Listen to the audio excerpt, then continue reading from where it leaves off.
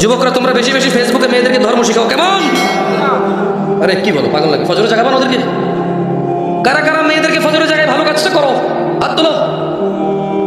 মেয়েটা খুব ভালো হুজুর, খুব ভালো। বললাম কিভাবে? হুজুর বিশ্বাস করেন, কারোর সাথে কথা বলে না। তুমি কি হিজড়া? কারোর মধ্যে কি তুমি পড়ো না? তুমি ওর আব্বা, ওর খালু, সরি ওর তুমি মামা, ওর তুমি চাচা, ওর তুমি ভাতিজা ভাইগনা?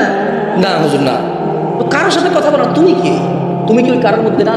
যাই দেখো আর একটা সীমা আরেকজনের সাথে কথা বলে, ওইখানে তুমি কার? ওই ছেলে যখন বলে কারোর সাথে কথা বলো না, কারোর তুমি থাকো। মেয়ে বলে যে এই ছেলেটা খুব ভালো, বিয়ে করতে বলে ঠিক হইতে হবে। কি হয়েছে? হুজুর আমার আব্বা আমার বিয়ে ঠিক করেছে, আমার বাপ মা ধর্ম বোঝে না, আমি চাই দিনদার ছেলের সাথে বিয়ে ঠিক করতে, ওরা ধর্ম বোঝে না, আমার বিয়ে একটা ছেলের সাথে ঠিক করছে, দাঁড়িয়ে নাই। বললাম যে তো দিনদার আপনার পছন্দ কেউ আছে? বলে যে আমি কথা হয় না, একটা ছেলের সাথে মেসেঞ্জারে মেসেজ করি।